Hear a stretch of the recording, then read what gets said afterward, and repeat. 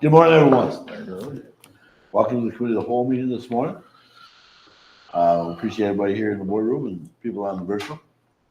Then after the committee of the whole meeting, we will have a special meeting too, a regular board meeting this morning. After the committee of the whole meeting at the end, there is a public comment period where you can address the board at that time if you want to. And that being said, we'll get going and we'll call the meeting to order. We'll have a roll call by Madam Clerk Fanning. Thank you. Good morning, Commissioners. Good morning. District 1 seat is currently vacant. Commissioner Bardwell, Here. Commissioner Vaughn, Here. Commissioner Lutz, Here. Commissioner Cook. Here. You have a quorum. You may proceed. Thank you. We were supposed to have Craig Alexander, Commissioner, he was supposed to be here in the boardroom, wasn't No, he? Oh, virtual? Oh, okay. actually, there's a link that was sent to him by Ian and I'm not sure who.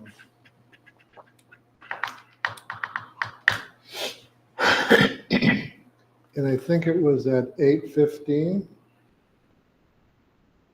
Everybody's looking at me like, I really need don't. to find the email. I don't know, who's first on the list.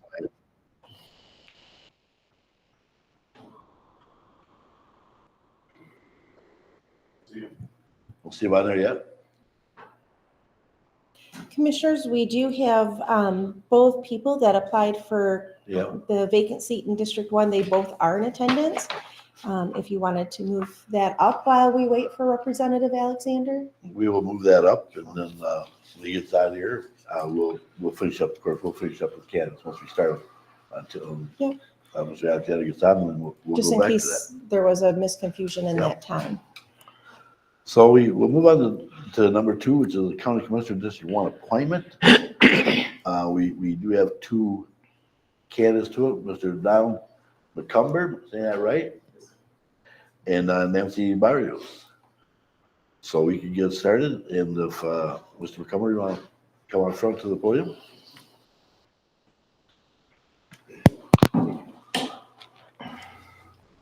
Good morning. Good morning. I'm Don Meecumber. I just want to thank you for the opportunity to speak with you this morning. My wife and I have lived in Tuscola County for the past 7 years with our family. We have 4 children, 19 down to 7. And very simply, in the time that we've lived here, we have developed a deep commitment to seeing our community thrive and to be the place that we chose to raise our family in, both for us and for the other families in the community. I currently serve as the associate pastor at Sons Life Missionary Church. Spending the last 7 years in full-time ministry is just one aspect of my background that I believe uniquely qualifies me to be an asset to this board. I have spent most of my adult life in pursuit of finding the best way I can to help people through my time in law enforcement and then also teaching, coaching, just being involved in the community in which I live. I've found a truth that when we have the ability to serve, we have the responsibility. And so upon seeing the seat come open, felt the need to put my name in to ensure that Tuscola County continues to be a place for me, for my family, and for those like me to not just survive and to not just maintain the status quo, but continue to grow meaningfully in the direction that you all have started it on. I do believe that my background puts me in a unique position to be able to relate to the people of this community, to be able to both take what I've gained and also continue to learn as we work together for the good of Tuscola County. I value collaboration, accountability, and just truly desire to see the best for the people around me. And in that vein puts me here today. I do believe I can be an asset, contribute meaningfully. And more than that, when I see the opportunity to serve, I believe that we have to stand together to do that well. So I thank you for your time, your consideration, and just thank you for the work that you continue to do for our county. Appreciate it. Okay, questions? I'll go around the room. Everybody got any questions for him that you want to ask him? Commissioner Barwell, do you have any questions you'd like to? Well, it's a pleasure meeting you. I was reviewing your resume and you've been at Bethesda, Crossroads. I mean, you've been in the area for some time. It's an interesting career you have, going from an officer to a minister. Was that part of the transition, being an officer to becoming a minister and what you're doing today? Yeah, that is not probably the typical career path that people take, but the unique thing about it is that I've had the opportunity to relate to people in all sorts of backgrounds, in all sorts of circumstances, and I do believe that the skills that I gained in law enforcement do directly translate to my ability to be able to speak to people. Both of those careers and really everywhere I've been has the same desire at its core, to help the community in which I live. And there's certainly different ways of doing that.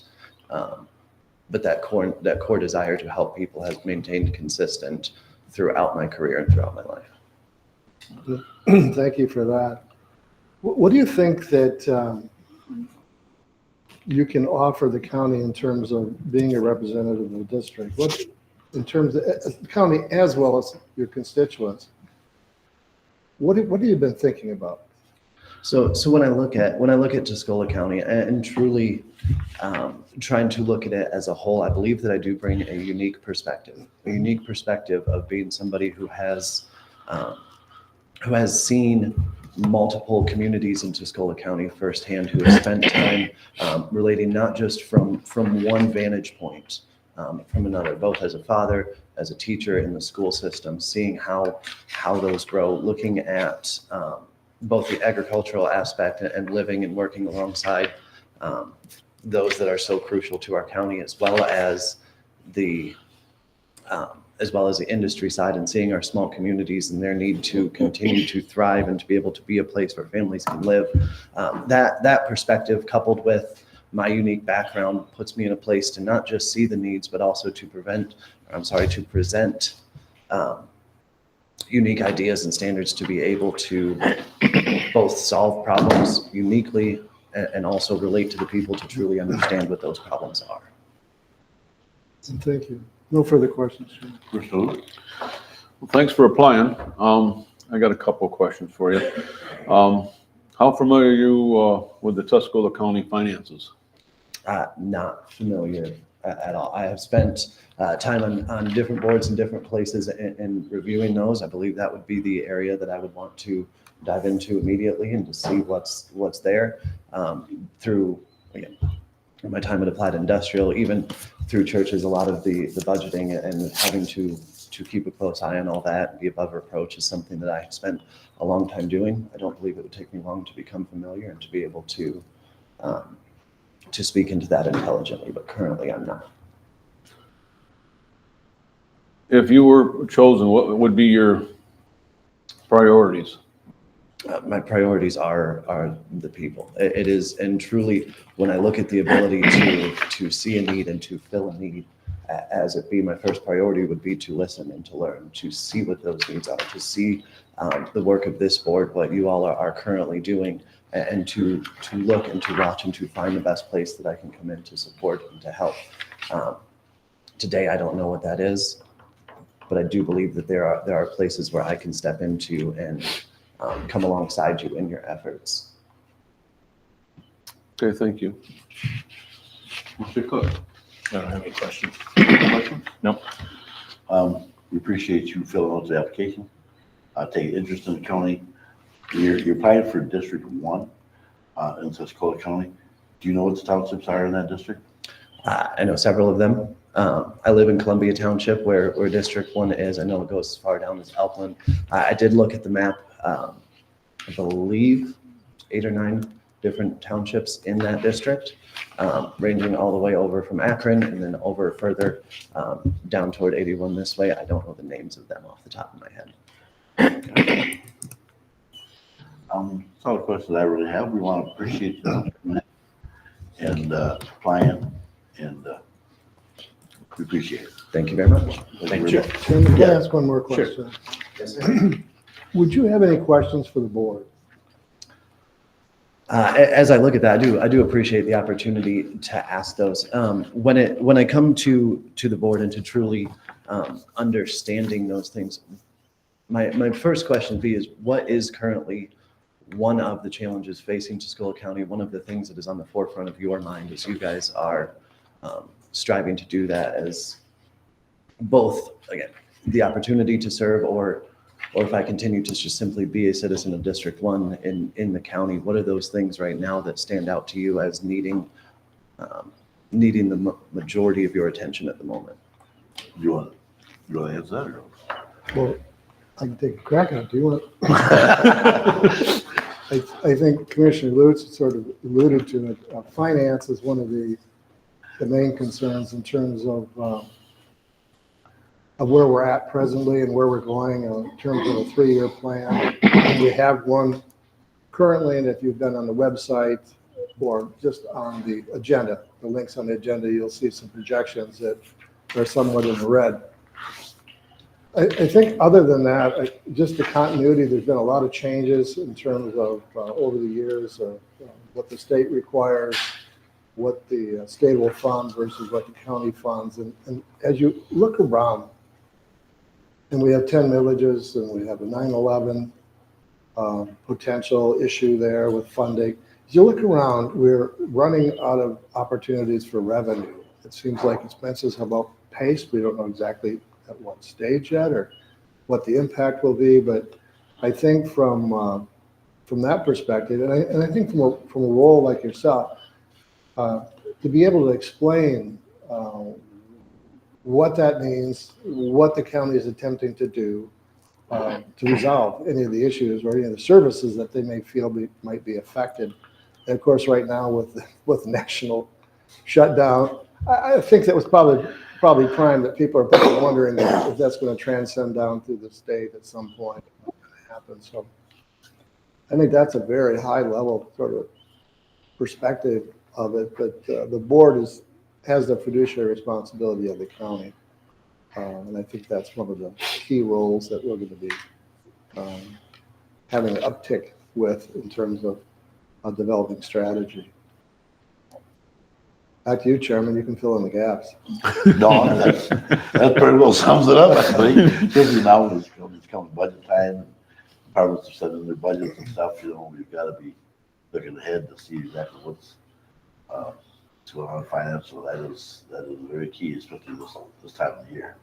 Absolutely. And if I can just in that vein, I do believe that there is two sides to that. There are all of those solutions and developing those revenue streams and ensuring that we are being good stewards of what we put in charge to maintain. I also believe that being able to communicate that effectively to ensure that people know that this board is doing exactly what it's doing and striving well, and that is where I believe I can be an asset in the communicating effectively, both publicly and then also personally, just out in the community, being with people to ensure that they know everything this board is doing and understand the different steps and measures that are being taken to take it from this room out into the community and communicate it on the other side of it well, even after those solutions and those programs are put into place.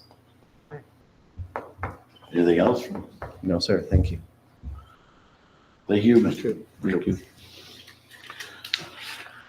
Okay, we had another applicant, and we'll bring it up here in Nancy. Morning, Commissioners. Morning.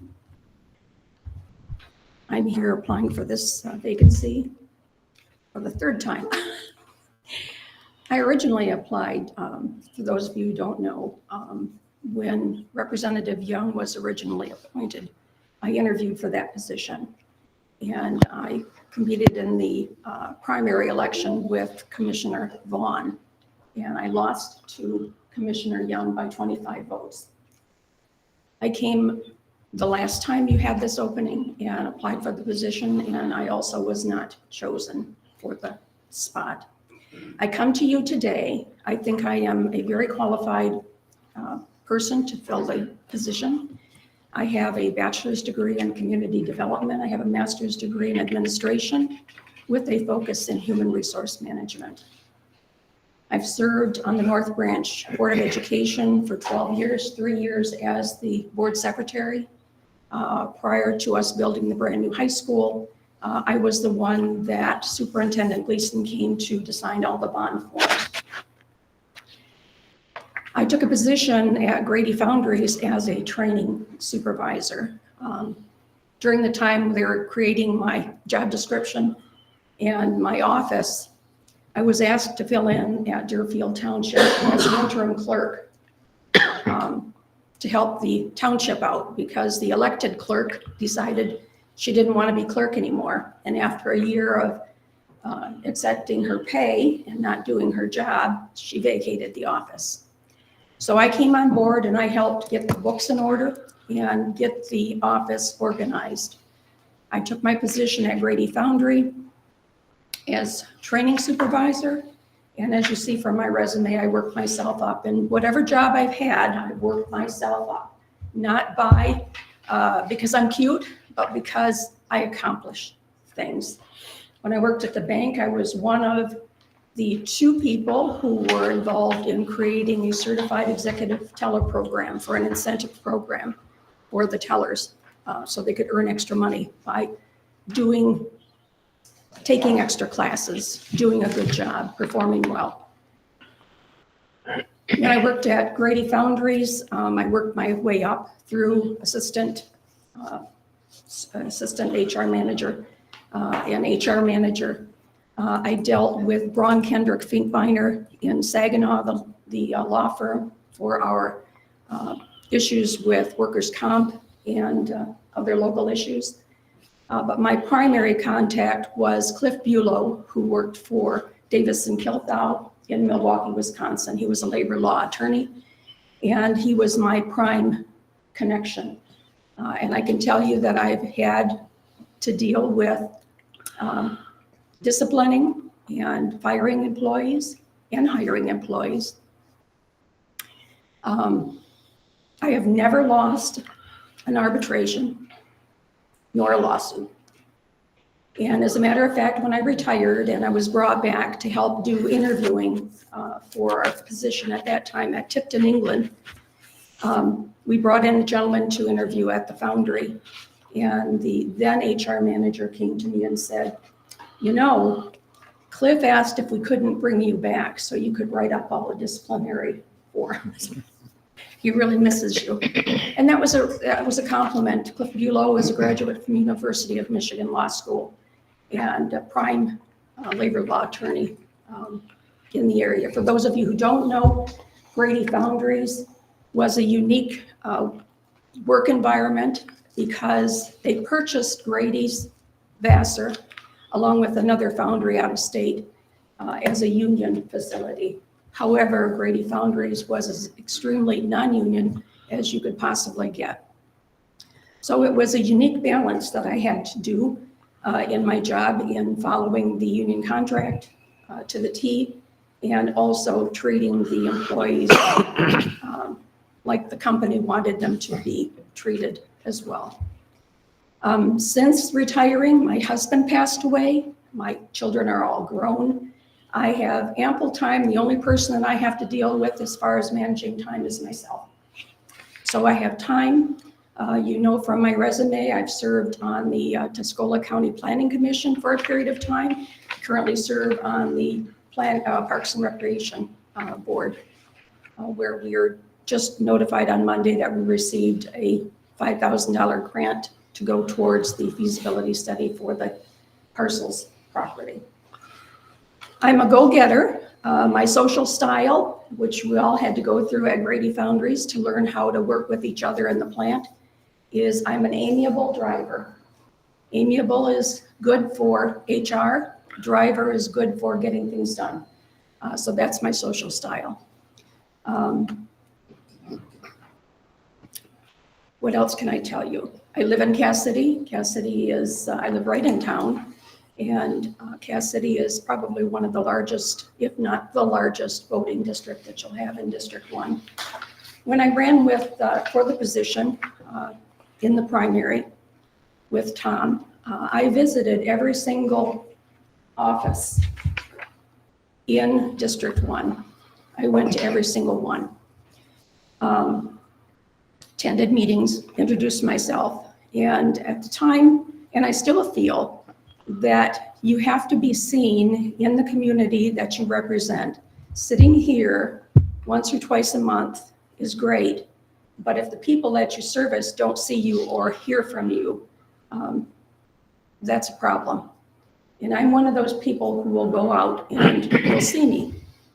I won't stick my nose in, but I'm gonna be around if you need me. As far as connection, I live in town. I'm not a frou-frou. I was born in Kingston. I was born on a farm, raised on a farm. I still oversee my mother's farm. Because I was involved in the Planning Commission, I was involved with the PA 116 Farmland Preservation Acts and had to send in the paperwork, working with Ione Weiss in Lancaster.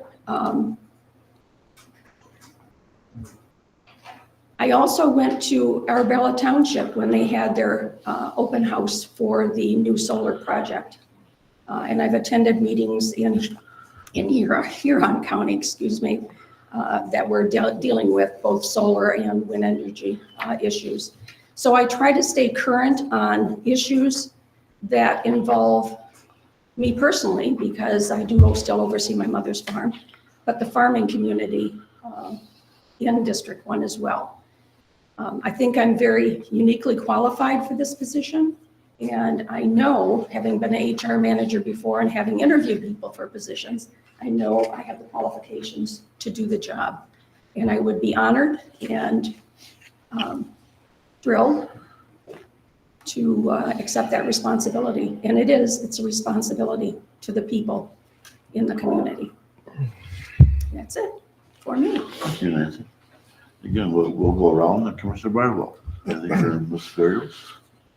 Nancy, our relationship, we've known each other a long time, way back in Peter Cristiano days, and I've never not known you not to be involved in something on a community, and so everything you say resonates.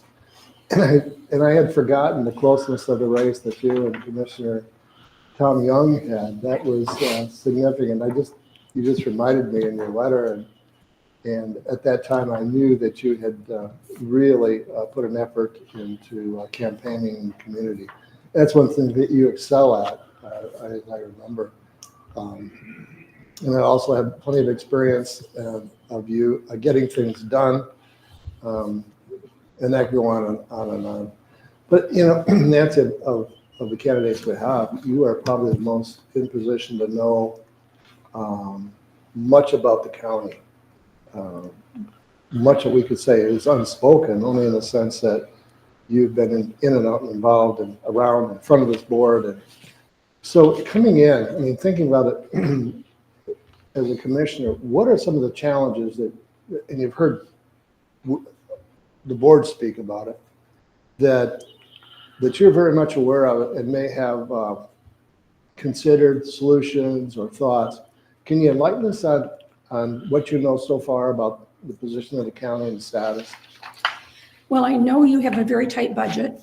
I know that from being on the Parks and Rec Board, and the struggle it is for us to get funding. We don't have it in the budget. I know you're facing a potential $2 million deficit. One of the things that is good about me is when I served as secretary of the Board of Education, we had a $27 million budget. We had 200 and some employees, up to 2,400 students that we managed. So I had budget reports in front of me at both of our meetings. We had 2 meetings a month. When I worked at Grady Foundries, I also was involved in our annual plan, putting together a plan with budgets to support those plans. So I know that budgeting is going to be an issue for you, and I know we're getting ready to put together, Mike is working on the budget for Parks and Rec, if he hasn't already submitted it. Budgeting is one. Communication is the other, and one of the things that I, as a resident, would really like to see, and one thing that we did when I was on the school board, was visiting the area facilities. When I was on the board, we would hold 1 meeting a year at each of our buildings, so you could get familiar with the building and what was going on, what did it look like, were you pleased, were you displeased? When I served the last year of my husband's term on Parks and Rec, I tried to get summer meetings at Vanderbilt Park to get people to Vanderbilt Park, because I feel we can sit in here and discuss things, but unless you see them first right up front, it's very difficult for you to be able to manage something you don't know anything about. Going into the jail, going into the different buildings that we have, not just sitting behind the desk looking at papers that somebody gave you, but actually going and visiting and being well knowledgeable about what's going on in those particular areas. That's something I'd like to see the board do more of. I, as a resident, would like to see that, and I'm sure that the people that work in those buildings would like to see that as well. That's two things.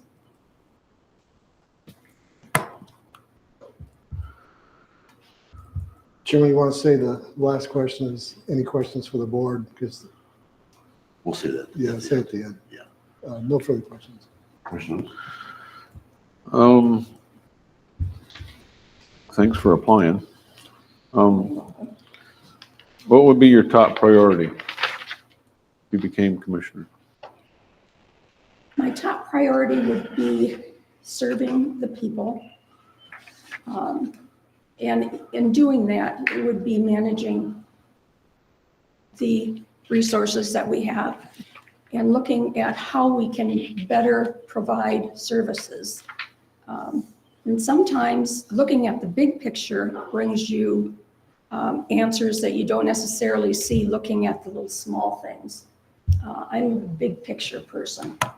I attended the Region 6 prosperity meetings that, involved Sanilac, St. Clair, Genesee, a number of counties, where you get different ideas from different communities on what they do, how they do them. I think those are some different things that I think I would like to look at and bring a different way of thinking about things, different way of approaching or looking at things. And talking about budgets, when I worked at Grady, obviously we were a unionized facility, but we had to all take pay cuts in order to get by for a period of time. So been there, done that too. Do you know how many townships there is in District 1? There's Ellington, there's Guilford, Columbia, I'm trying to think now back here. Columbia, Elkland, Ellington, Guilford, Wisner, Akron. And I know I've gone to Akron, the village of Akron, the village of Fairgrove as well. Thanks, Nancy. Chairman, I just want to I'd like to retain Ellington in my district. Sorry. I was gonna let you bring that up. I was gonna say. All right, just check it. Yeah. Sorry. I was looking at that and I was thinking, I'm gonna have to find out where the dividing line is up there. They're hard, trust me, they're hard, that Very dividing close. line. If he ain't doing his job now, you ain't. Yeah, well, I thought Thank you, something Chairman. changed. Commissioner Cook? Thanks for applying again. Very nice resume. You're very active in the community. You've done a lot of things. Thank you. I already, that restricted. that, Yep, that's it. Thanksgiving plan, Nancy. You give your best bit out of this board. Now, I have got nothing to add to what these commissioners have said. Do you have any questions for any of us up here, all of us as board, or individually? Or? No, just to say, I don't bite. I only bite if somebody bites me first. But I really am, I feel I'm very qualified for the position and hope that you will consider me. Thank you. Thank you. Thank you. Chairman? Yes. May I interject for more? Looking at all the past texts and emails, it was, Representative Alexander was to be with us at 8:15 and texting him back and forth. Ian, and I just texted you earlier. Do you see any activity? It said 8:30. Is he? Yeah. Oh, very good. I didn't see that. Are you ready? I'm on here again. Can you hear me? Yep. Go ahead, Representative. Yeah, Okay. As I'm reaching out to you from underneath the power line in Standish, Michigan, looking at the grain elevator. I'm touring this morning, and we're going to also look at 10 miles of new rail that MDOT and the federal government is going to replace and repair. And then this afternoon, or yet this morning, we're going to be up in Standish to tour a pulp plant that makes furniture out of OSB. So that's where I'm at right now. Reaching out to you from here, from in the field. I do and will continue to have my local meetings at the airports on the last Friday of every month and the last Monday of every month. And hope to see you guys make it to one or two of those. And I'm calling this morning at a request from Tom Bardwell to give you a little update on what's going on with the Amish bridge situation. Of course, this is something that's been going on for quite some time. And we know that the Amish are actually dying on the state highway mostly, potentially Cemetery Road. And originally they had proposed that Tuscola and Sanilac County get together and build a bridge across at Kelly Road, at the end of Kelly Road there, which would be a multi-million-dollar project if that was the case. I had proposed, I met with Tom Bardwell a year and a half ago or so, and I had discussed the possibility of just backing the bureaucracy out of the way and allowing the Amish to build their own, what I'll call farm lane, across the corner of the state DNR property, at their expense, not costing Tuscola County or the state or Sanilac County any dollars. Of course, the first letters and contacts have been strained because Arnie Carr has left. And of course, we've lost a lot of local support or understanding from the department upon his retirement. Arnie Carr, I worked with as a drain commissioner of Sanilac County many times. And he was a real reasonable, understanding, good guy to work with. He got it. He saw, what was happening locally. Unfortunately, he was gone, and it took us about a year or over a year to get through to the department. Past the guy that's now managing that area, who's from Detroit. And I quite frankly don't know if she's ever seen an Amish buggy before. But I had recent conversations with the deputy director, Shannon Lott, and the letter that I received back from the department stated that it would take a year process to get either. There was two options. Let me back up here a little bit. Why the heck aren't you working? Can you hear me? yes. Okay. I'm trying to get to my notes, but technological challenge this morning. The DNR gave us two options. Either they would ask for Tuscola or Sanilac County to trade some property that was equivalent in environmental and in wildlife type in that regard, or they would offer a lease agreement or a right of way. And the Amish, Tom Bardwell worked with the Amish, has been working with the, continues to work with the Amish. And they chose to try to attain a right of way, which they promised us, the department promised us that they would fast track it and make sure it was done quicker than a year. It would be up to the Amish to get or build a bridge to their needs and construct this, what I'll call a farm lane, because it will be gated, and it will not be allowed for any motorized use or ATVs or ORVs or any of that nature. It's just theirs. To get back and forth between the Amish churches and community within themselves. That seems to be a good plan. There's an application that we've left with Tom, and he can speak to this to you guys a little bit more. The DNR just wants one or two people that they can contact to be, you know, heading this up. And I believe Tom has probably accepted one of those, and then I believe he has the bishop as the primary person to get a hold of. That's where we are, and we're just Tom's got to get, and our office is going to negotiate the help assist negotiate the permit through the process once the application has been placed. Representative, if I may, could I add a few things to that? Absolutely. I know we haven't talked other than just recently in a text.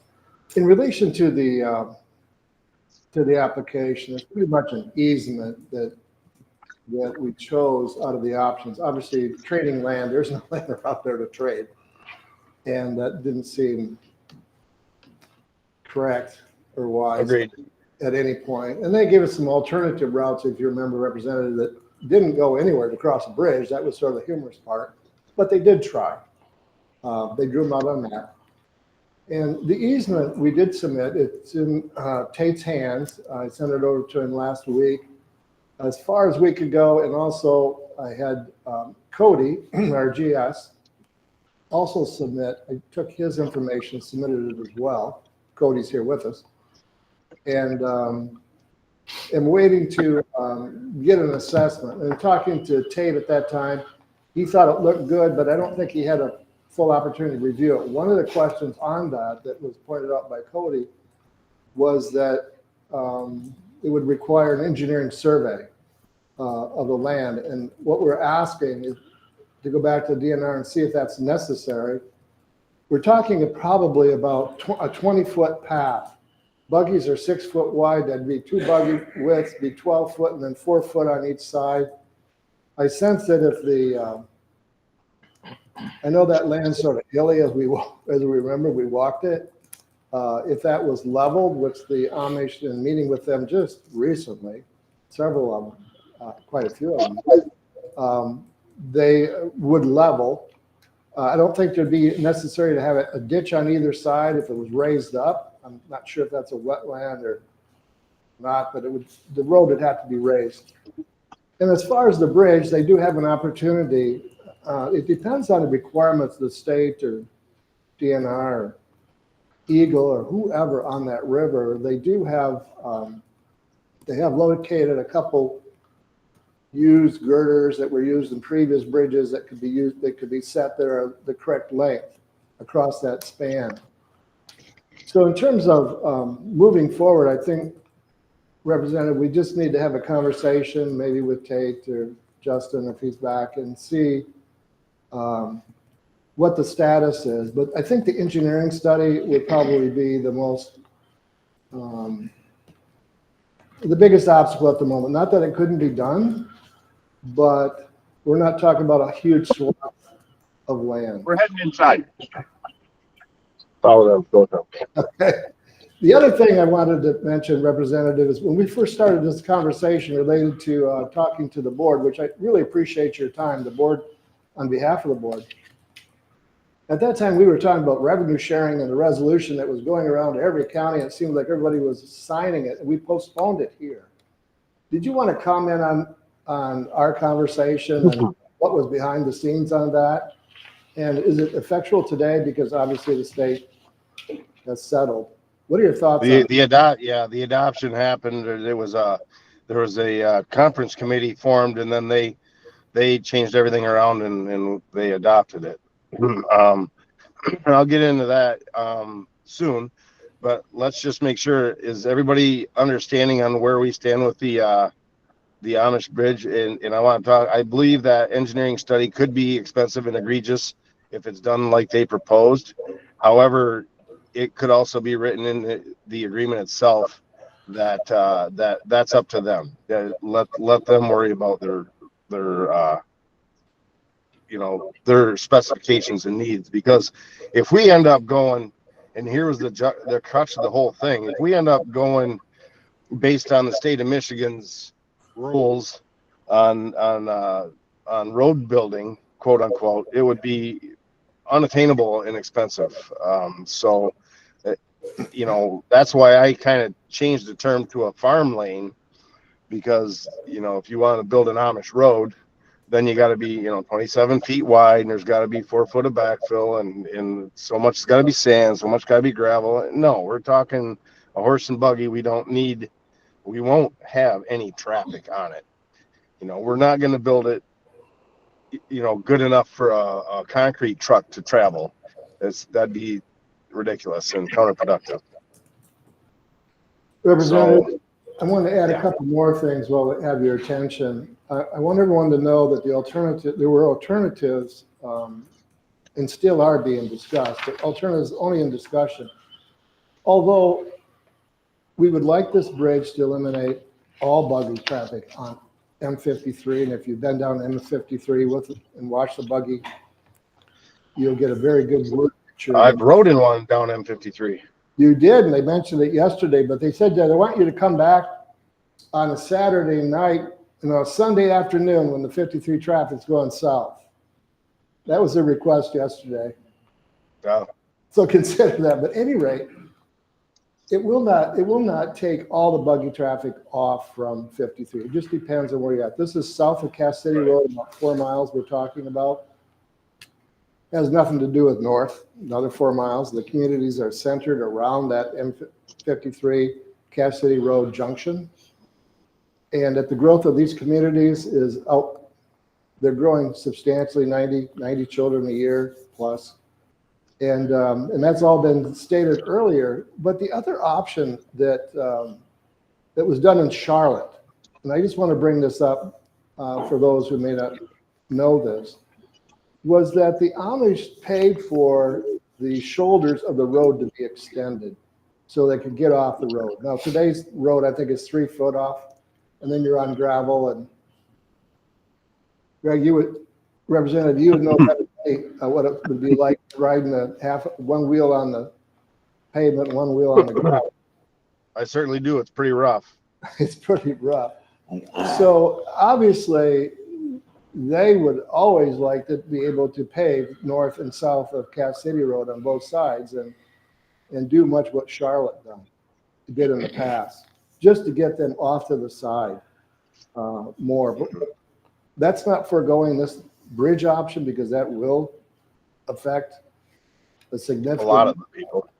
The other option was Hadley Road, which is a road there, but there was an old bridge that's long gone. I'm not even sure when they stopped using it, but Hadley Road would take the township and the San Juan County and a lot of other efforts to reinstall that bridge. That's the ideal right there, because that can take all traffic, and that's if you know what Hadley Road is, that's sort of a side road. Is that 1 mile east of M53? Yeah, it's not far from there, but Hadley Road it's got part of a bridge base there or whatever, but that is another option. So even though it's like the camel's nose is in the tent, they need a solution based on growth. And the other issue, Representative, is the fact that the speed limits are not being enforced. And if you have a heads-up display on your vehicle and you go down 53, you'll know what I mean. And that's not only 53, that's elsewhere.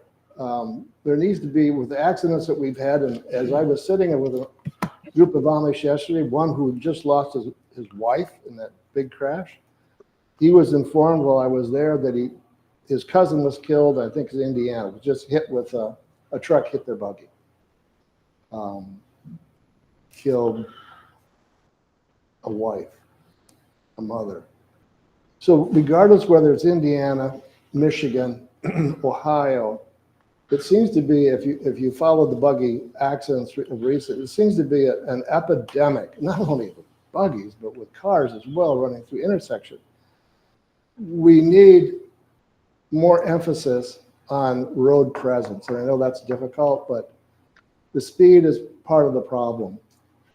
So at any rate, those are the alternatives, the other two alternatives, and I just wanted to let everyone know that, and especially Representative Alexander, who who I'm sure is aware of all those alternatives. They're all very challenging. So with that, Representative, turn it back to you. Yeah, the side asphalt and stuff, if they wanted to pay for it, that'd be great. There's still a pinch point, and I can't remember the name of that county drain there, but that bridge is still a pinch point where they have to get out into the traffic, and that's a scary area there where the side asphalt wouldn't, even if they were paying for it, wouldn't affect that bridge, because that bridge itself going across that county drain just about a mile south of Cass City Road, somewhere in there. That's the that one there- Evergreen Park. No, I'm talking about north of there. There's a county north. drain that crosses. Okay. And when I was traveling, I recognized that we were bouncing around in the gravel on the shoulder, right? And we had to get into the driving lane in order to cross the bridge on that county drain, south of whatever John's, Trapper John's, or you know where that's at? The Party Store gas station just south of Cass City Road. Oh, big one? Yeah, go a half mile south of there, and there's a county drain that crosses, and the bridge is pretty narrow. But even if you talk to Hadley Road issue, if they rebuilt that, they would have to do it by state specifications, and it would be a 7-digit, easily multi-million-dollar project, which is why they've closed it in the first place, I'm sure. And the bureaucracy gets pretty deep on county roads and MDOT and all that kind of stuff, where my proposal was just to back the bureaucracy out of the way and let them build their own farm lane. Now, I'm going to jump off base and I'm going to talk about the budget a little bit. We were talking about the resolution that Michigan Association of Counties suggested that you guys adopt. And I'll tell you right up front, I'm not a real big fan of omnibus budgets because they throw everything on all one lump sum, and you don't get the best bang for your buck or value for the taxpayer at all. And the House Republicans, okay, so we have a split government, and the House Republicans are controlling the House, the Republican side. The Senate is controlled by the Democrats. Winnie Brinson specific is the head of the Democrats on the Senate side, and then of course the Governor Whitmer. Number one, first and foremost, she vowed that she wouldn't sign any budget unless it included additional taxes. And that was her line in the sand. The House Republicans passed our first portion, and we recognized that there was going to be a proposed potential for a shutdown. We passed in the House side government shutdown prevention bill March 6th, 7 months ago. We passed a road funding package, which was $3.5 billion ongoing without raising taxes. We passed that on the House side March 19th. We passed the school aid and higher ed budgets, which are a couple of the major ones in the state, and we wanted to make sure that was priority. We passed that with what would have been a record $12,000 per pupil. Currently, for the last couple budget sessions, it's been $10,025.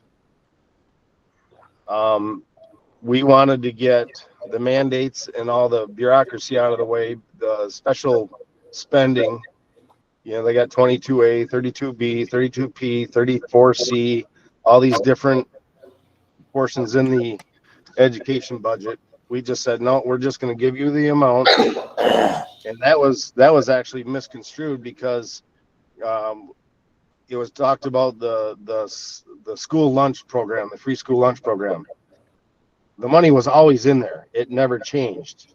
But we just didn't have the mandate on it stating that they had to produce 100% of the meals, 2 meals for every student every day, because we recognize that about 20% of that food is getting thrown away and wasted.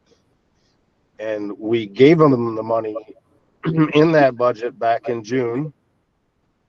but we didn't have that label on there, mandate on there. So therefore, if the schools the size of Bad Axe, Sandusky, Harbor Beach, Croswell, if the schools recognize that they're throwing 20% of the food away, they could reduce the amount that they were preparing and save that extra $120,000 per year for a resource officer or a guidance counselor or something that they actually needed. We're trying to get the control back into the locals and local control and quit putting, the mandates are our problem. Lansing doesn't know the needs of Cass City schools or Carroll better than what the Carroll School Board does. So we want to let our local school boards manage their money appropriately versus a mandate coming down from the state of Michigan. My example I use often at my monthly meetings that I have in the airports locally is, Carroll and Cass City schools probably don't need 4 police officers at the entrance of every school. Pontiac and Detroit might. But why not let the local school board determine how many they actually need and let them use the additional resources, i.e. money, to go towards things that they need locally? Right? That makes sense to me. We passed that in June. So when it came down to the actual budget, well, that was all thrown into a lump sum. We were not happy with the revenue sharing situation. We were not happy with a lot of the local things. You can look at the way that Phil Green, Jamie Green, and myself all realized that the thumb is getting the raw end of the deal. We all voted no. In the end, there are some good things in there, but as far as revenue sharing, how MAC was misleading all of our counties is they took not only the constitutional revenue sharing that you guys are getting exactly what you got last year, but they were also, there was an additional stipend from the previous 2 budgets. That was the $9 billion surplus that was added on top of that. And now that $9 billion surplus is gone. So we're still getting the exact same amount as we got last year, but just don't have that additional stipend. However, what we did add was a public safety trust fund, and all the counties are getting additional monies there. I think from memory, you guys got an extra $76,000 for public safety trust fund. Townships don't actually get that because they don't have our local rural townships don't have their own police department. So that's only going to, I think, in Tuscola County, I think, the sheriff, Robinson. But the big shot in the arm comes from the road funding budget, where Huron County was getting, I believe it was a little over $11 million. This year they're going to be $15 million. They're getting an overall, Tuscola County is getting an additional $4 million between the police, ambulance, fire, road, and Board of Commissioners is getting the exact same dollars that you got last year. MAC was telling you guys that you were getting a reduction because they had added in the amount of the $6 billion or $9 billion surplus that was getting siphoned off. And that money's no longer there. And of course, we all recognize that there's fewer federal dollars coming in. So it's overall, it's good news, but there was a lot of the legislatively requested projects that I didn't agree with that made me say no, because what I asked for were infrastructure projects such as, the water in Caseville, water in Peck, Michigan, Carsonville, Michigan. These are areas that need critical infrastructure for communities that can't afford it. They're abstract, poverty-stricken areas. And when it comes, I survived through the Flint water crisis, and I know that these areas can't afford that. So that's the kind of projects, critical infrastructure projects that I was asking for. And then when it come back from conference committee, all those projects were wiped out, and they were given monies to, you know, Detroit Symphonic Band, and there's a bunch of crazy, ridiculous stuff that we have no business, I don't believe, funding with government dollars. I believe infrastructure is our critical need. I was a drain commissioner. There's no such thing as a Republican road or Democrat drain. That's our responsibility, not putting splash pads in, cricket courts for different communities and ridiculous stuff like that. So that's where I stood. That's why I voted no on the overall budget. And I did vote in favor of the school budget because it's for our kids. But I'm really not happy the way it turned out. It should have been better, closer to what we approved back in June.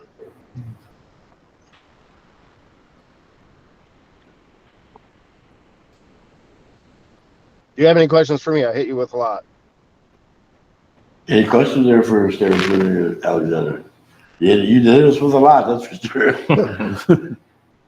Well, and I do go over a lot of the things that are going on. These meetings that I have monthly are really should come and see some of them. I'll go through details of what I'm doing, not only locally, but you know, we got 3 days in Lansing and 4 days in the district. So I try to, you know, stay pretty busy. This is the second phone conference call I had today, and we got 3 tours and inspections to do. Now I'll be coming home, and then I've got to be in Lapeer on Friday. Representative, Yes. just a couple of quick questions. Just to reaffirm or confirm, revenue sharing will be the same as it was in 24 or in 25? To the penny. Correct? Exactly the same to the penny. Yep. In terms of court funding, where did that land, funding the courts? Is that something that's just pie in the sky yet, or any discussion? I haven't specifically looked at that funding. That is also kind of state and federal controlled, isn't it? Is it not? Do you guys put into the courts? Yeah, yes, we Out do, of your revenue sharing. Okay. yes. So that should remain the same as last year. Well, that's true. I think one of the challenges and the hesitation of saying, do we fund the courts? I was waiting to see the amount, but yes, it's been discussed that with the state mandates, the state administrator, the court administrators mandates and whatnot, that and the MIDC, the situation there, that the state be culpable to fund partial or all of the courts. And that would certainly relieve a lot from the county. Be a lot, I don't know the figure in the back of my mind. I don't know that. But that's something that's been pursued the last few years. Also, are you aware of any other non-funded state mandates that you might see coming down? We've had the materials management issue. Do you see anything else that might be coming in 26? I know tipping fees were not increased. The only added extra tax, which I said I would vote no against any new taxes when the governor's office called me. I said, we already passed a budget that was $78 billion without increasing taxes. But to me, it's sickening the amount of addiction that many legislators have to, you know, pad in the pockets of their locals, and I don't approve of that. The only tax that did end up getting increased was a 24% tax on wholesale marijuana. And I again, I'm not about new taxes, because we've proven through our votes and through our actions that we don't need to raise taxes. And I understand the state's already under lawsuit for that. So I voted no again. All right, what are your thoughts? What are your thoughts on NEDC and the situation they're in? Do you think that's going to continue to be viable, or do you think the state's going to make some changes? There continues to be oversight hearings through Jay DeBoyer and his group. There's oversight committees, and they've been pounding them pretty hard. I believe they're going to get cut a lot. Of course, the SOAR funding is eliminated. That $500 million annually, that has been eliminated. It's proven to not produce the numbers that they were touting. So that was a $500 million reduction right there. I think MEDC is going to see additional cuts. Of course, the biggest part of the budget was DHHS. That's 44% of the complete budget overall. And it's a huge animal that was broken down into three, and they found over 4,277 is the number that they found vacant employees, ghost employees, we'll call them. We've been calling them, and they were positions that were set aside for all the different separate departments that were not transferable. But every time you complained that the customer service from the state was horrible, they'd ask for additional employees, FTEs, full-time equivalent, and that money was being set aside for all the different departments, and it was being exploited and used for other things and not hiring employees. It became a chronic pandemic in a lot of the departments. DHHS was one of the biggest ones. The corrections department had over 1,000 vacant positions. They didn't hire the people. They actually took the money and shifted it over and built a $200 million wing on a prison without legislative approval. To me, that's fraud. So a lot of those, we ended up getting rid of 2,001 vacant employees. Once again, nobody ever lost a job. They were funded, but just not hired. And there's more to be done there for sure. But that's the agreement that they came through conference committee with. And I think there's more that can be cut. And one other question, Representative, in terms of the community mental health, the PIHP debacle, whatever you want to call it, going through, it's in the court system now. What are your thoughts on that? And where do you think the consumer, this delivery of service is going? Well, then when they changed that was the first public act that was signed, 3 years ago? It was Whitmer's one of her first ones, the adjustment to the insurances. The PIHP still continues to be looked at, but I do know, and there's been amendments attempted every session since then. They know they didn't get it right. They know they rushed the insurance through. Motorcycles and a lot of actually farm equipment and smaller vehicles were left out of that. I am aware that they need some amendments. However, here I sit pretty darn frustrated because I do have bills that passed the House unanimously on the House side that the Senate refuses to bring up. So I have a couple of Democrats that are willing to tackle PIHP issues and amending the disaster of insurance, but I'm not real hopeful with this administration whether it's going to pass overall. So, Representative, the PIHP that I'm talking about is community mental health. Maybe you're talking about an area. Oh, I'm thinking insurances. When you said PIHP, I was thinking insurances. This Sorry. is the one that's in the court system, or changing the deliverability, taking away local control, so to speak, or local service. Oh, okay. Well, 4027, 4028, I'm all about local control. And I'm not fully aware of what's going on in the court system at this point. We'll talk further about that. And that's also through DHHS. Is that where the funding comes from, Tom? The mental health, You're telling me? I thought it was. Yeah. Yes, as I recall. And I do also know that there's some crossover there. My daughter works, she's the elementary special ed teacher at Cass City Public Schools. And I know that DHHS is an added shot in the arm for the school funding, but not necessarily included.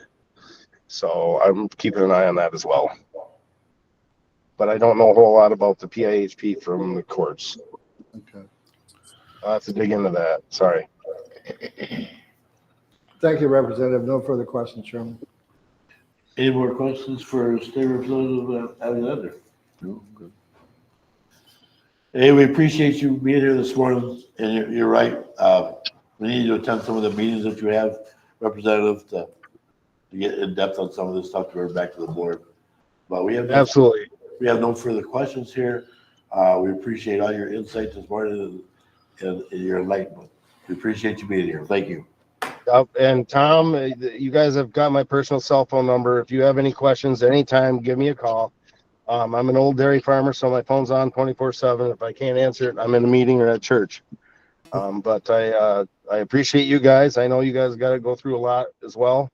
And the last Friday of every month at 9 a.m., I'm in Van Axe. At 11 a.m., I'm in Sandusky. And the last Monday of the month, I meet in Marlette. And I had at one time considered having one in Carroll, but the airport there is in Matt Beerline's district. So I can't cross that line. Okay, thank you. Thank you. Enjoy. God bless.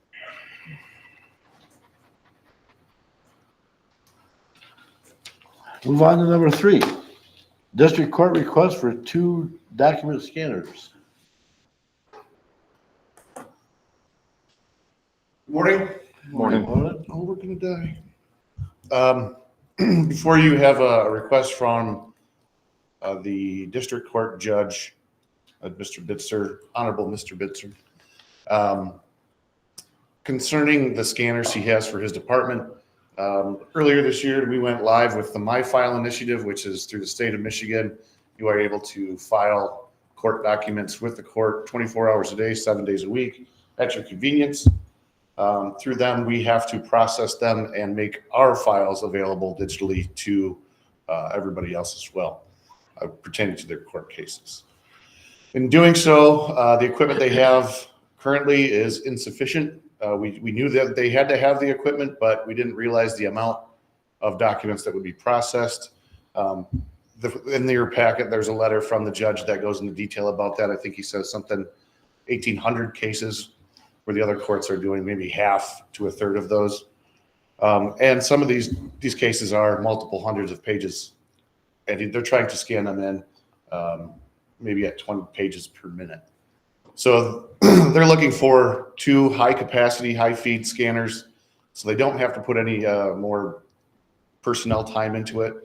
Trying to work with us and getting that done. So I've picked out 2 different scanners, or one, a high capacity scanner that is in your packet. There's a 2-year support agreement on it that I do recommend we get into. They are approximately $8,000 a piece. If something breaks on those, we certainly don't want to be left up the creek.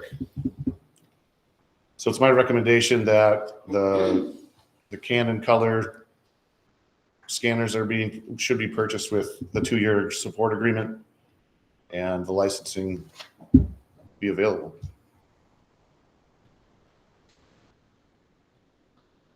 Chairman, that's a total, what is it? How much? Is it 9226 or is that just one? That's just one And the other one is 8? for the same price. Oh. We need 2 of, it's quantity 2, so just double the Okay, 92. just double it and then the 3-month, I see where you got the 8,000. That's the warranty. So the total would be roughly, 20,000. okay, I see it now. No further questions, Chairman? Chairman, Yes. do they know where the money's gonna come from for these? No, there is no funding unit identified that would have to come from our magic bookkeepers.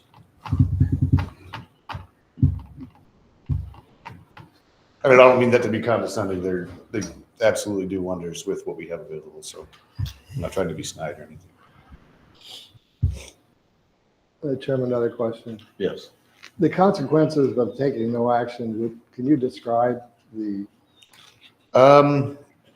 We'd have to get more input from the judge, but I would anticipate them asking for a full-time employee to accommodate the additional manpower it takes to put 20 pages a minute into a scanner and stand there all day. That would be my anticipation. I can't speak for him, but I knew there'd be something. And what are these scanners? How many per minute? I think it's 500 pages a minute. I see. They're quite fast. Clerk Fetting can attest to how fast the scanners are. She has a few.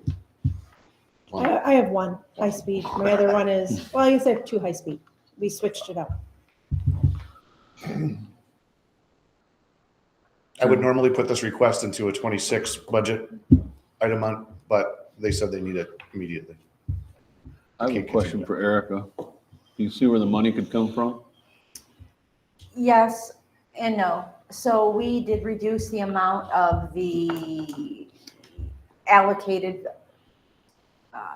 we budgeted $650,000 worth of fund balance usage for 2025. We were able to reduce that this 2 meetings ago by, we've received more revenue than anticipated. So we have reduced the use of that 650,000. So there is a little wiggle room for what was already budgeted. So there is no other source to my knowledge. Obviously, we prefer not to dip into the unassigned fund balance, which is dwindling down. However, we did have that $102,000 budget amendment that we did a couple of meetings ago. So there is that. We already did budget the 650,000. So we're down to 500,000 usage.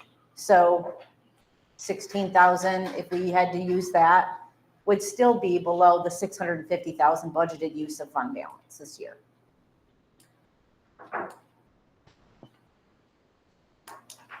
Chairman? Yeah. Ian? Mike, in the capitals, we must reserve an amount of capitals each year. Is there any unused capitals that will not be used? That would be rolled over, that could be used to fund this? I have all of mine allocated for it will be used. Yours, I'm looking at the major building and grounds. All of my projects are done, but I don't know we didn't spend it all, so I don't know off the top of my head what's left sitting. If you give me one moment, I can run that for you.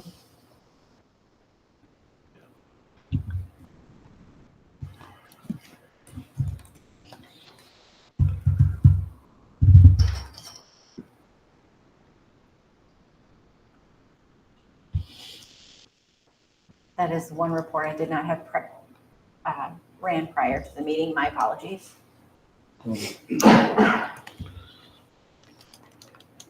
I sense this board is to be one of the many challenging requests we have. And on one hand, the consequences of not doing it, not just the employee, but the efficiency and what the courts are faced with versus the revenue side.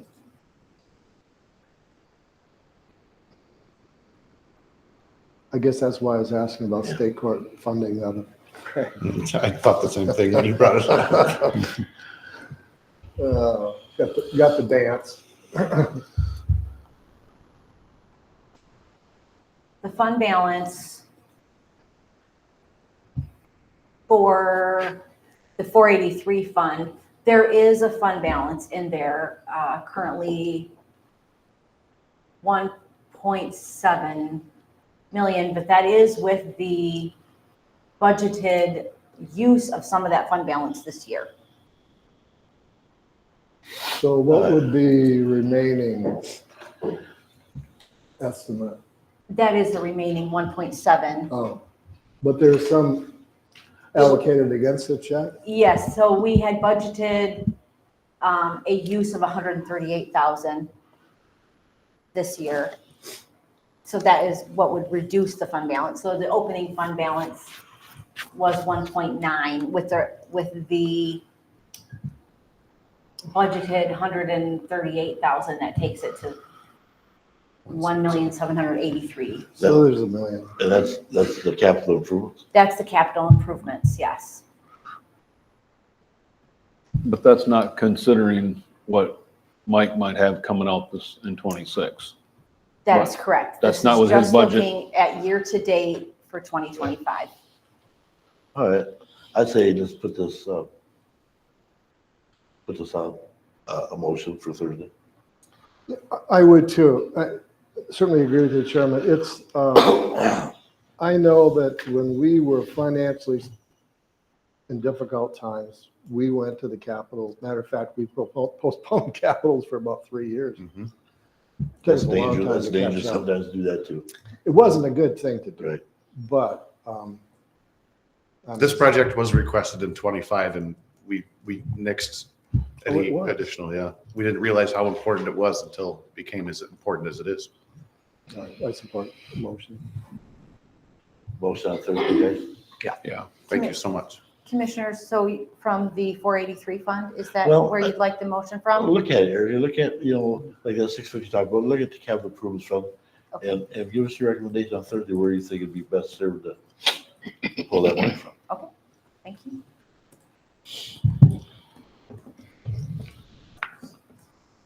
Wait a minute, we're not having two things in a row. He's not going anywhere. Dave, we'll go to number 4, GIS new PC purchase, Ian Lee. With the ever going on updating security, we have to get rid of Windows 10 and go to Windows 11. Our GIS director has a very special computer that has a lot of graphics processing in it. His current one will not accept a Windows 10 update to Windows 11. So we did some due diligence. I can build one for less than what it would cost to buy one. That would be a cost of $1,523.38, $1,523.38. Cody has some budget to apply to this in his supplies, but it would leave him negative. But he does have a fund balance to cover it through his total budget. So we're asking for permission to reallocate some of those funds in his budget to cover this computer request. Did I say that correctly? You got it. Nailed it. In that packet, you have the specifics. Normally, we don't put components in front of you to tell you what we're buying, but just in case you had questions, there they are.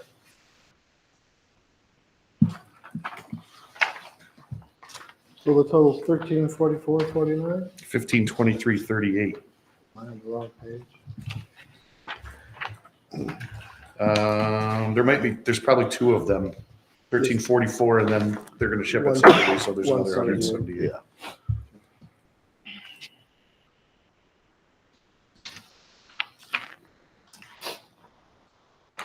Chairman? Yeah. So Erica, you concur with this? I am reviewing their fund balance right now.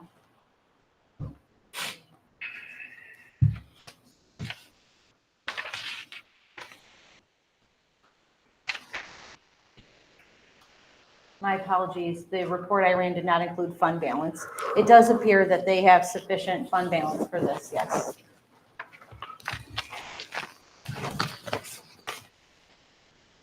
Motion. Put it on motion. Whatever, motion. Okay, thank you very much. Hey, anything else, while you're right there? Anything else you need? Thank you, Ian. Nah, sit down.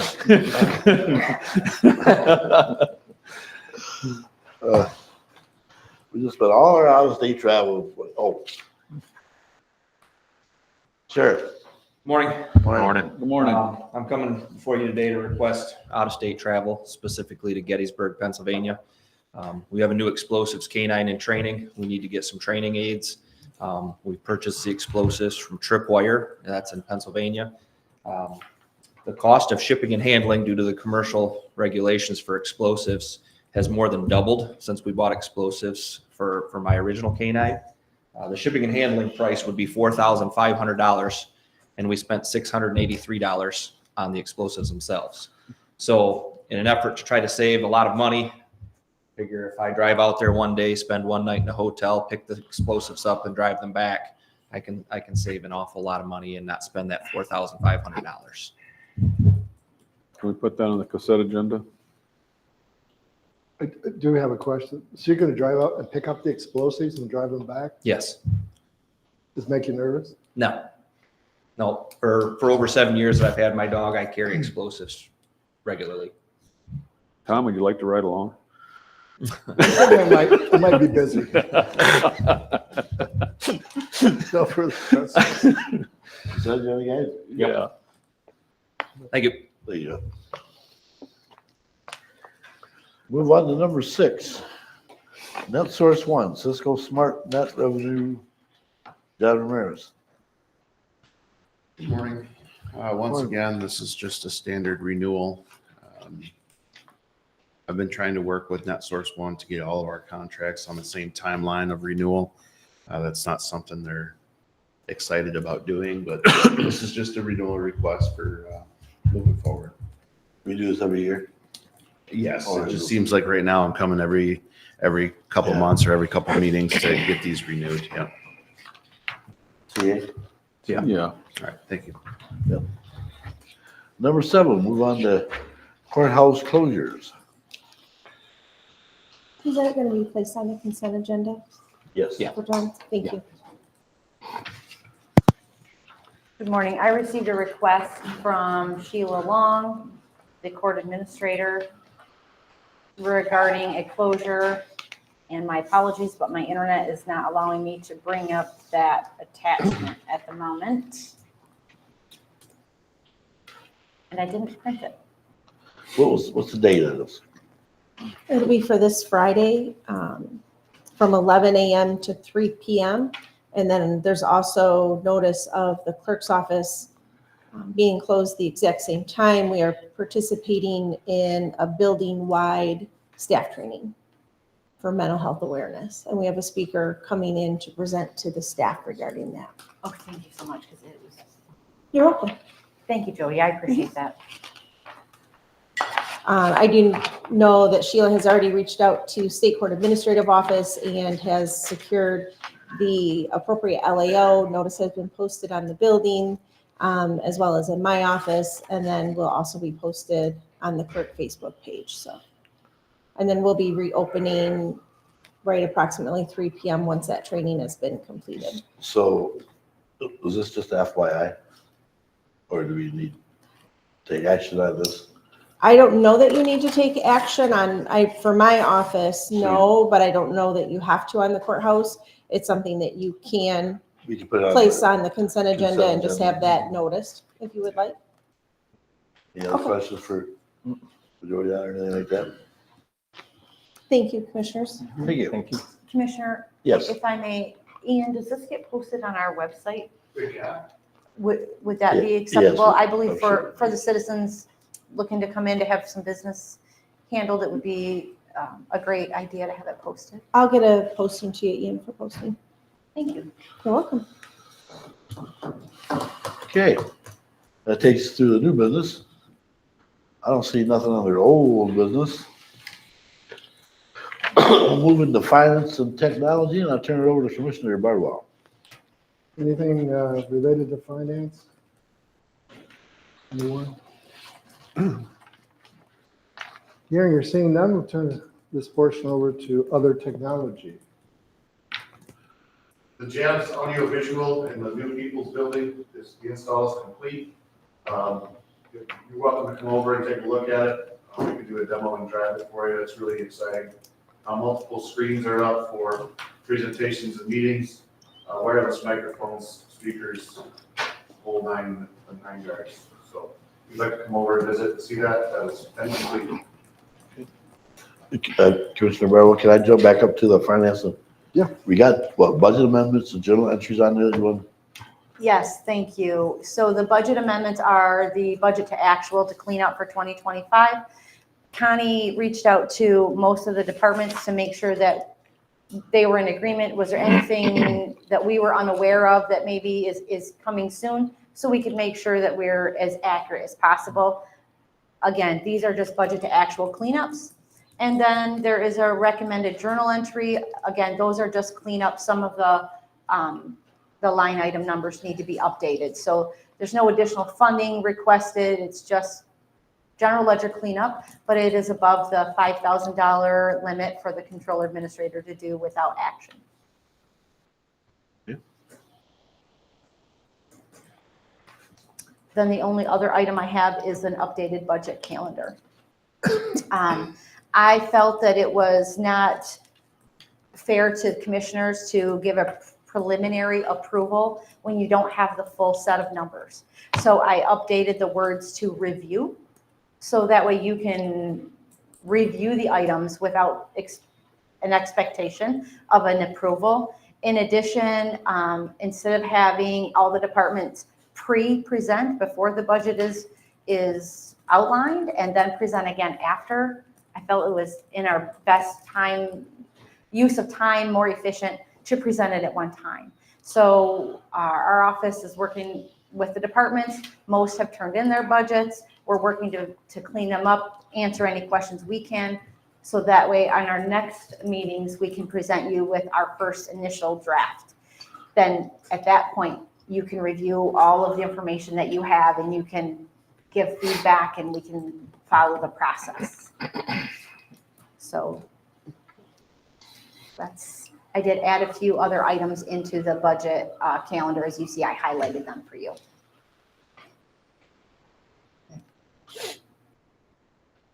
So will the 2025 budget amendments be as a separate motion on Thursday to give that approval? I believe it should be. Budget amendments and the journal entry should be two separate motions. And then also motion or consent agenda for the amended calendar. That could be a consent agenda.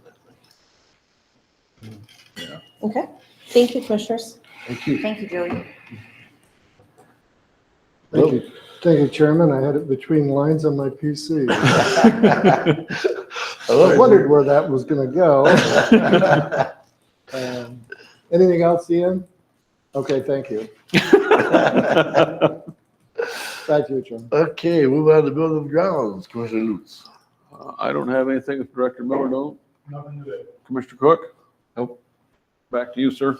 Personnel, I can't turn it over to Commissioner Goodchild, so I guess it's me personnel, resignation of William Sanders of the Region 7 Area Agency.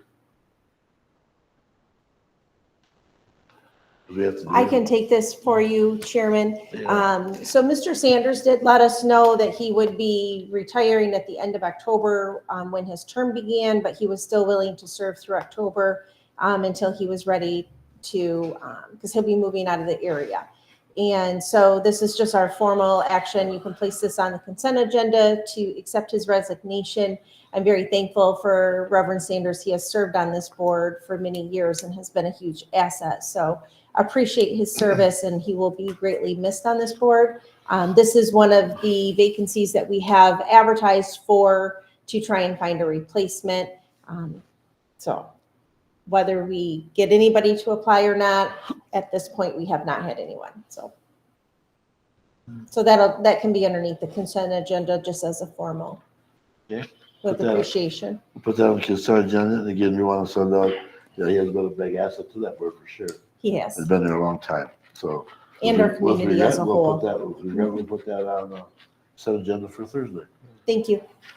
Commissioner, if I may, Jody, do we need an additional motion for you to post that or no, because there's already open vacancies on that board? We do not do a separate motion for that. No.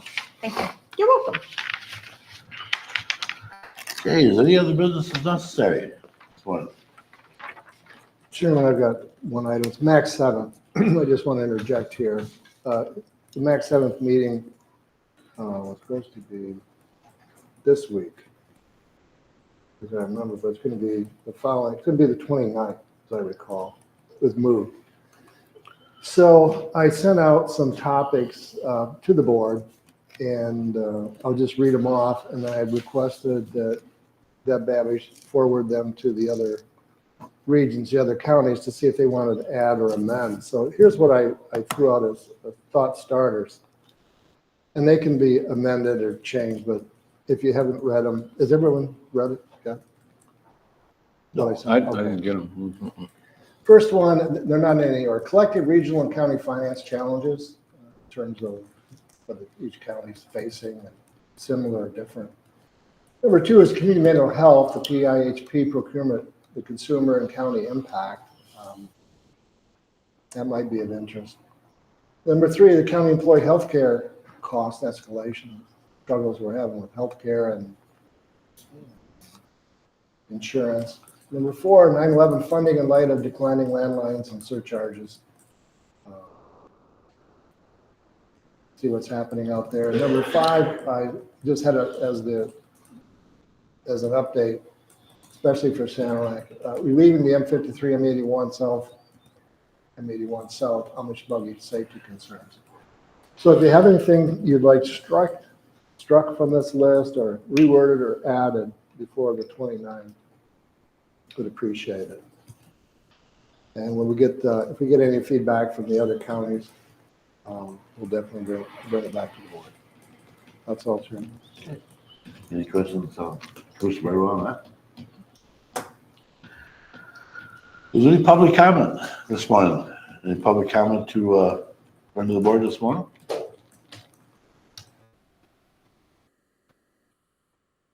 Any public comment to address the board this morning? We want to thank everybody for coming to the full meeting. We will take maybe like a 10-minute break and we'll come back into the other meeting. Is that fine with everybody? We get done with this. So let the record show that public comment was offered and we had no participants. With that, we'll take a motion to adjourn. I'll make that motion. I'll support. So I'm going to Commissioner Roos, supported by Commissioner Cook, to adjourn the committee of the whole meeting this morning. Again, thanks everybody for tuning in. We'll be back in about 10 minutes. What can we do?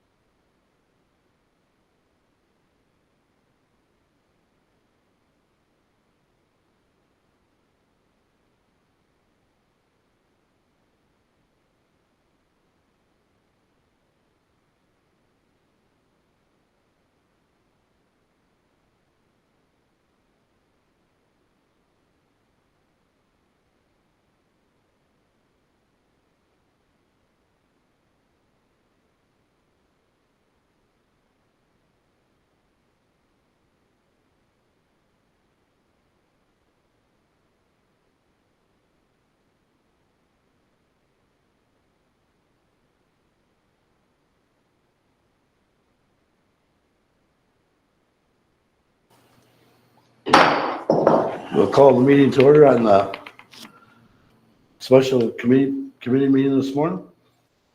I'll call the committee to order this morning. We'll have prayer by Commissioner Bardwell, pledge allegiance by Commissioner Cook, and then roll call by Madam Clerk Fetty. Join us, please stand for prayer. Join me in a prayer this morning.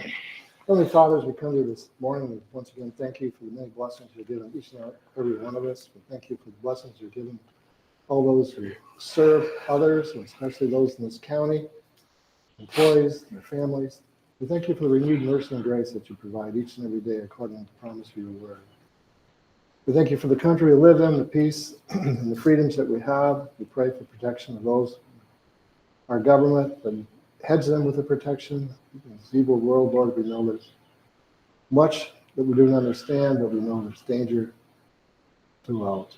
We also pray this morning for wisdom.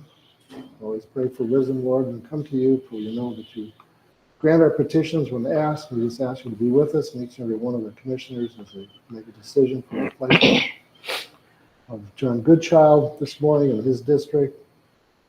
And once again, furthermore, we go out and we pray for all those in their hearts and minds who are suffering spiritually or physically with ailments. We pray especially for them. Pray for the community that lost their loved ones. We pray for the Putmans who lost their loved ones. Just ask to be with those in their hearts and minds that need your grace. Be with us furthermore in all we do and say. We ask these blessings in Jesus' name. Amen.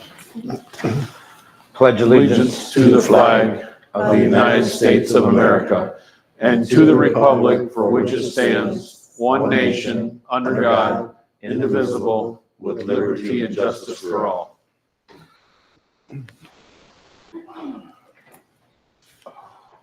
Roll call, please. Thank you, Commissioners. District 1 is currently vacant. Commissioner Bardwell. Here. Commissioner Vaughn. Here. Commissioner Lutz. Here. Commissioner Cook. Here. You have a quorum. You may proceed. Thank you. Adoption of the agenda. I don't believe there's anything to add this morning. I'm sorry, Oh. Chairman. I had put it on the suggested, but if we can add under new business, item number 2, and that will be the oath of office for the person that you end up nominating. If that would be okay, we'll get that Yep. taken care of today. Thank you.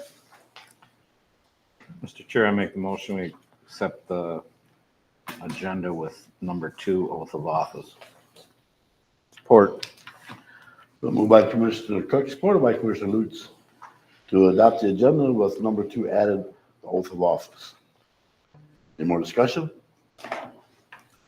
Hear none, all in favor say aye. Aye. Motion passed. Action on previous amendments, I see none on that. No, we'll handle that on Thursday. Thank you. This is a Thank you. special, so. Any brief public comment this morning before we get into the agenda? It's only on the agenda items only, so it's only on the 2 items we have on the agenda.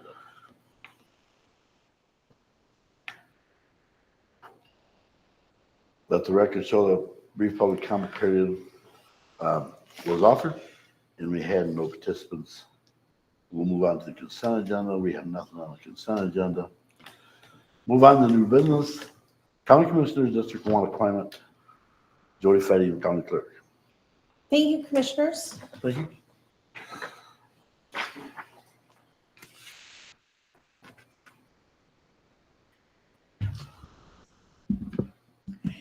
So with our applicants today, we have received the 2, and you've had an opportunity to hear from both of them today. We have Don Meekhomer and Nancy Barrios presented in front of you. This will be handled in a nomination process, similar to what we did when Commissioner Goodchild would have been appointed back in February. So Chairman, if you would, when you're ready, we'll open up the floor. There will be a nomination, seconded by, you'll call for any further nominations. And then at that point, another person would be able to be nominated. At the close of nominations, then I will call for a vote after the nominations have been closed. Okay, here are the instructions from Madam Clerk that we'll open up the floor for nominations from the board. Chairman nominates Nancy Barrios to replace John Goodchild, District 1 Commissioner. I'll support that. Been moved by Commissioner Barlow and seconded by Commissioner Cook to support Nancy Barrios to replace John Goodchild as Commissioner. It's not a motion, it's only a nomination at It's this just point, nomination. just a nomination. Just So, nomination. yep, so we will continue to accept another nomination if, That- as the floor is still open for nominations. is there any more nominations?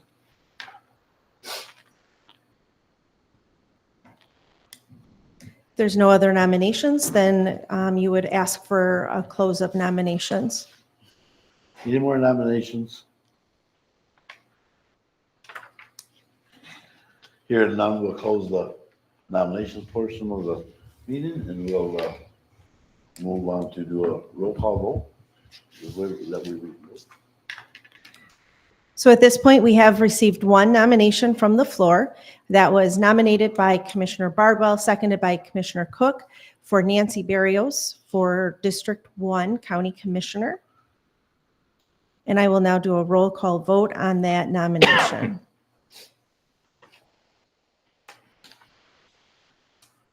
Commissioner Bardwell, Yes. Commissioner Lutz, Yes. Commissioner Cook, Yes. Commissioner Vaughn. Yes. That nomination does carry, and Ms. Barrios has been appointed. Now, with that, Ms. Barrios will hold this seat for the remainder of the term until we get to the next general election. That seat will be placed on the 2026 ballot for a partial term. If Ms. Barrios does decide to continue in that position, she will need to actually file to be a candidate, as well as it would be open for any other person to file to be a candidate at that point as well. And then they would be elected. So this appointment will hold through December 31st of 2020. Well, excuse me. It'll probably be through the election of 2026 in November. And then on January, so yeah, it'd be December 31st is the ending date. The new officer would take office on January 1st for the remainder 2 years of the seat, because now your seats are 4-year terms. And so that's what's triggering this to be on for a partial.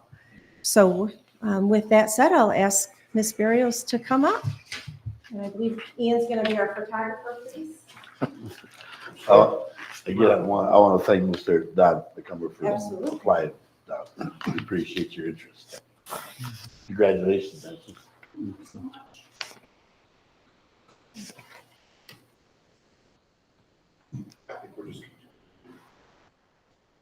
Would it be okay, can you get me a still photo from that? Okay. Thank you. Thank you. You want to please stand?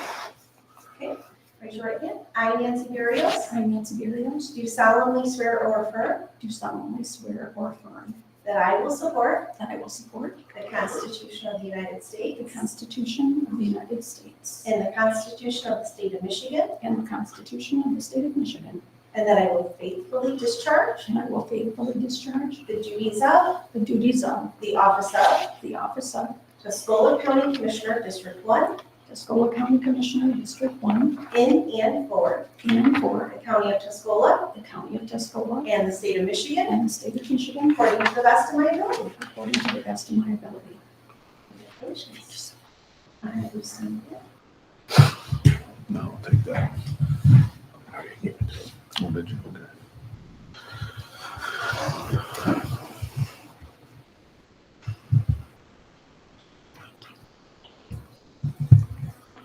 Chairman, I'll turn the floor back over to you.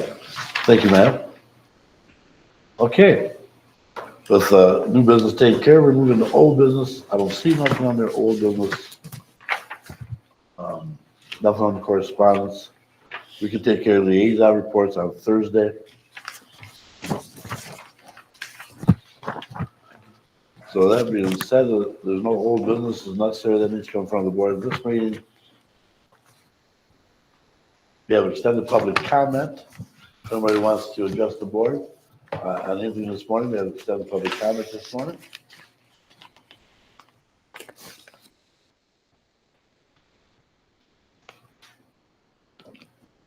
And Nancy?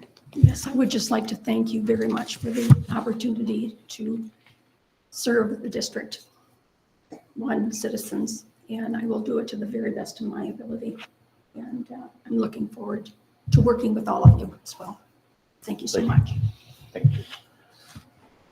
Any more extended public comment? Anybody wants to address the board this morning?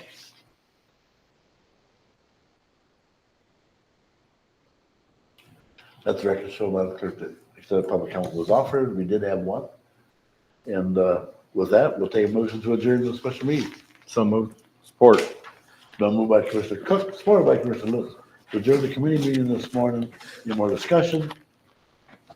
All in favor, say aye. Aye. We stand adjourned. Commissioners, I will take your packets back.